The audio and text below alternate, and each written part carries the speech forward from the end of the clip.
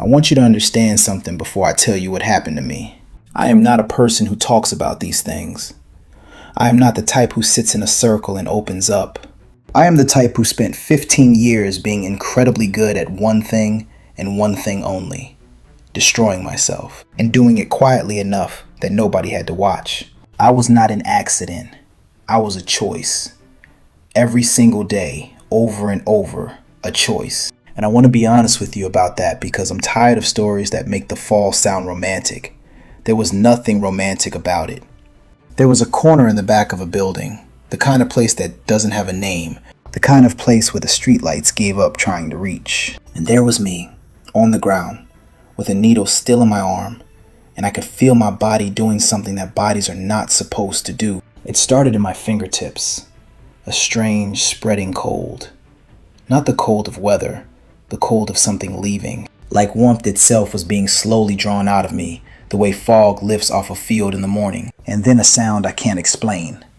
Not a sound you hear with your ears, a sound the inside of your chest makes when it decides it's done. I thought, this is it. And the strangest part, I wasn't afraid. I was exhausted. There is a difference between being afraid to die and being too tired to fight anymore. I had crossed that line a long time ago without even noticing. My heart stopped. I know this because they told me later. They said I had no pulse for over 4 minutes. They said my lips had already turned. They said one of the paramedics had actually stopped performing compressions and the other one told him to keep going. 4 minutes. Keep that number. Here's what dying actually felt like. Not what I expected. Not what I had been told. Not a tunnel. Not a blinding white light. Not an angel with a clipboard waiting to review my file. Nothing like that. It was like being released from a fist that had been squeezing me for years and years. One moment I was on that concrete, aware of the smell of the alley, the distant sound of a car, the cold, and then, between one heartbeat and the next that never came, all of that simply ceased to register. Not gradually, instantly. Like a door shutting so softly you don't even hear the click. No pain. That's the first thing I need you to hear. No pain. Whatever the body was doing in those final seconds, the part of me that experiences things was already somewhere else. The physical machinery kept grinding for a moment, but I was gone from it. And where I went was not a place of suffering. It was not a place of anything at first. Pure absence. Pure quiet. Not empty the way a room is empty. Empty the way a held breath is empty. Full of its own kind of weight. There was no sense of time passing because there was no sense of time at all. I did not feel seconds ticking by. I did not feel myself waiting. I simply was, without any of the pressure that living puts on a person every waking hour. And in that absolute stillness, I became aware of something. Not a vision, not immediately. First, it was just a quality to the silence itself. Like the difference between a room that has never been occupied and a room where someone was sitting just a moment ago. There was a presence in that quiet, an attention. I was being held. I know how that sounds. I know. But I don't have a more accurate word for it. Not observed, not monitored, held. The way you hold something fragile. Something you are afraid might break if you grip too hard. And then I screamed. Not with a voice, with something deeper than a voice. I screamed with the oldest and most frightened part of me. The part that I had been numbing for 15 years.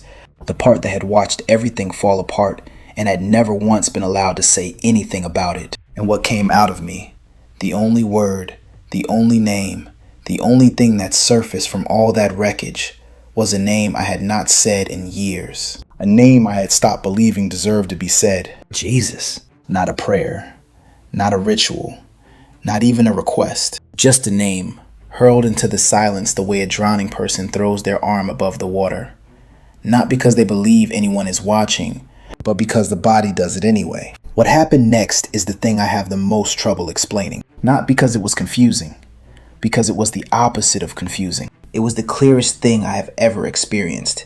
And clarity, when you have spent your whole life in a fog, is almost more than the mind can absorb. There was no judgment. I want to stop right there for a moment because that is the thing that undoes me every time I try to tell this. I expected, if anything was going to happen, I expected judgment.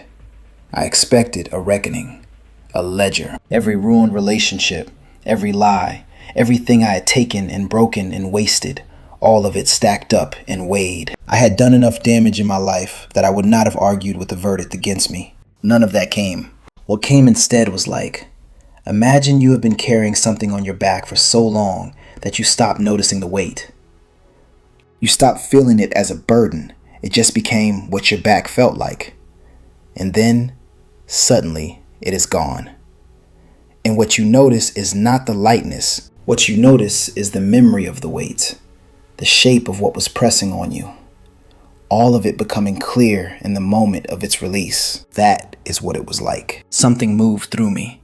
There is no clinical language for this. Something that felt, somehow, like being washed from the inside. Not cleansed of everything.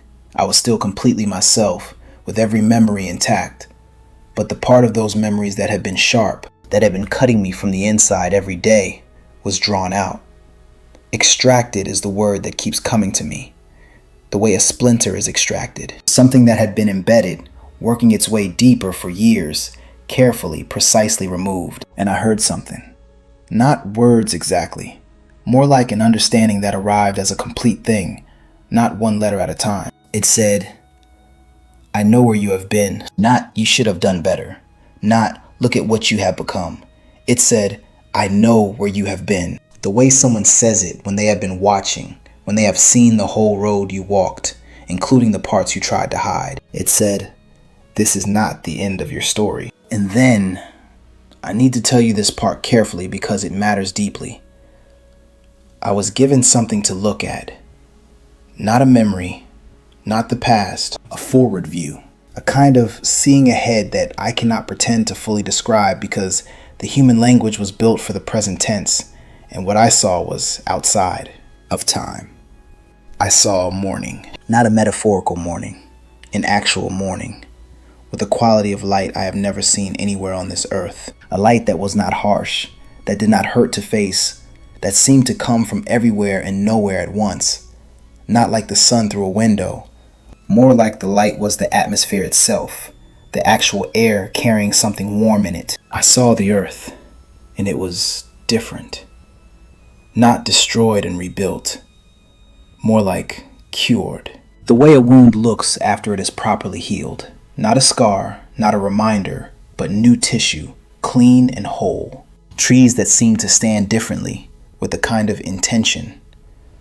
Water that was, I know this sounds impossible, audibly happy, as though the sound of moving water was carrying something other than just sound. I saw people, and this is the part of the vision that I cannot get through without my voice breaking, even now, even after all this time. I saw people who had been lost, not metaphorically lost, people who had died. I recognized, without faces being shown to me, without names, just knowing. I recognized my brother. I recognized my mother. They were present. They were not in some removed or ghostly way present. They were entirely, physically, luminously present. Young in a way that wasn't about youth exactly, more about the absence of everything that the years had taken from them. They were waiting, not impatiently, not in grief, but waiting the way you wait for something you know is going to be wonderful, with a kind of forward-leaning attention, as though the waiting itself was part of the gift. I saw children that I didn't recognize, children running freely through that open light, children being gathered up by arms that I somehow understood were the arms of mothers who had lost them, mothers who had spent years holding empty air. That reunion, that specific reunion, was happening 1,000 times over in that light, and each one was total, and each one was enough. I saw animals. I want to say this plainly because people tend to dismiss it, and I refuse to dismiss it. Animals, free, in their full original nature, moving with a kind of liberty and ease that made you understand how far what we see in this world is from what they were always supposed to be. Dogs running without purpose other than the running. Birds moving as though the sky had just become available to them for the first time. And everything Everything was suffused with a peace that I do not have a category for. Not a peaceful feeling, not an emotion of calm. Peace as a physical property of the environment, the way heat is a physical property, the way gravity is. You couldn't step outside of it. It was what the air was made of. And then I was back. Not gradually, not gently. A rupture, the precise word, like something tearing. Cold concrete, the smell of the alley. A paramedic's hands on my chest, a flashlight in my eye. Someone shouting a question at me that I couldn't parse. I have been asked whether I was angry to come back, whether I resented being pulled out of that. I don't know how to answer that honestly without saying this. Coming back felt like being handed a responsibility, not a punishment, a responsibility. There was a weight to it, not the weight of the thing I'd been carrying before, not the crushing weight of shame and addiction and wreckage. A different weight. The weight of something that has been trusted to you. The weight of unfinished. I lay in that ambulance and I could not speak. Not because I was physically unable to, because I was trying to hold all of it inside me simultaneously, and I didn't know yet which parts would stay and which parts would dissolve away. Dreams dissolve when you reach for them too quickly. I kept my eyes shut. I kept very still. I was trying to memorize the quality of that light. The doctors told me later there was no medical explanation for what happened. They said that the amount of time without circulation should have resulted in irreversible damage. They said that by all clinical measure, what I recovered to, full cognition, no organ failure, full return of function, was not within the expected range of outcomes. I am not telling you this to say I am special. I am telling you this because I want you to understand that what I came back with was not just a story. It was instruction. It was a second chance that arrived wearing the shape of a death. I have thought about this every single day since it happened. Not obsessively. Not in the way I used to obsess about the next hit, the next escape, the next way to be somewhere other than inside my own life. Thoughtfully. The way you carry something precious, carefully, attentively, checking that it's still there. Here is what I believe with every part of me that is capable of belief. The people you have lost are not gone the way you are afraid they are gone. I know that is a sentence that sounds like something people say when they don't know what else to say. I have heard it said emptily. I am not saying it emptily. I saw what comes. And what comes is not an abstract notion of peace. It is a specific, particular, luminous continuation. They are there. They are whole. They are more themselves than they ever got to be here. Freed from everything that pressed on them during the years you knew them. They are not asleep in some passive, waiting darkness. They are in a deep rest. A rest without the weight of time, without the ache of the unfinished. And the next experience they will have, the very next thing their awareness will encounter, is that morning I described. That light.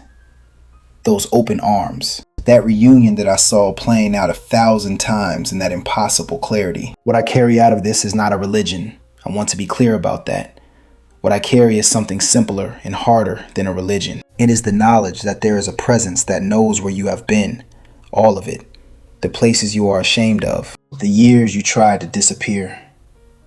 The choices you made when you were so far gone that you stopped expecting anyone to be watching. It was watching. Not with judgment, with the kind of attention that goes looking for what is underneath the wreckage, for the original thing, for what you were before you started breaking. That presence pulled something out of me in that silence that I had been carrying for 15 years. And it did not ask me to earn the removal of it. It simply reached in and drew it out. The way you'd remove something from a wound. Precisely, carefully, without adding more pain to what was already there. I called out a name I didn't believe in, and the name answered. I don't know who is watching this. I know that sounds strange, but I mean it specifically. I don't know who you are or what alley you are sitting in, and I use the word alley loosely, because an alley is just a metaphor for the places we end up when we have run out of other directions. Maybe yours is an actual place like mine. Maybe it's a relationship, a hospital waiting room, a decision you've been postponing for years, a version of your life you don't recognize anymore. I want to say something to you directly. That presence I described, it does not require you to be presentable to approach it. It does not require you to have your life in order first, or to have finished grieving, or to have any particular credential. The name I called out from the lowest point I have ever reached. I called it out with everything that should have disqualified me. And it answered, not with a lecture, not with a list of what I had done wrong, with something that went all the way through me and left me lighter than I had been in 15 years. The people you are afraid you will never see again. I need you to hear me say this. They are in that light. They are in that rest. In the morning I saw, the morning where everything that was broken becomes whole and everything that was lost comes running back to you. That morning is coming. Not as a fairy tale, not as a wish, as a certainty that I watched with my own perception in a state where there was nothing left for me to pretend with. The waiting is real. The reunion is real. The morning is real. And it is not as far as it feels tonight. I have only one question for you, and I want you to take it seriously before you close this video. Think of the face that comes first. The person that surfaces immediately when I ask, who are you most desperate to see again? Hold that face in your mind. That is a face that is waiting for you in that light. Not waiting with sadness, waiting with a certainty that you are coming, and with a joy in the waiting that we don't have words for here. You are allowed to let that in. You are allowed to believe it, even from an alley, even from the floor. Even if the only name you know how to call is one you stopped believing deserved an answer. Call it anyway. It already knows where you are.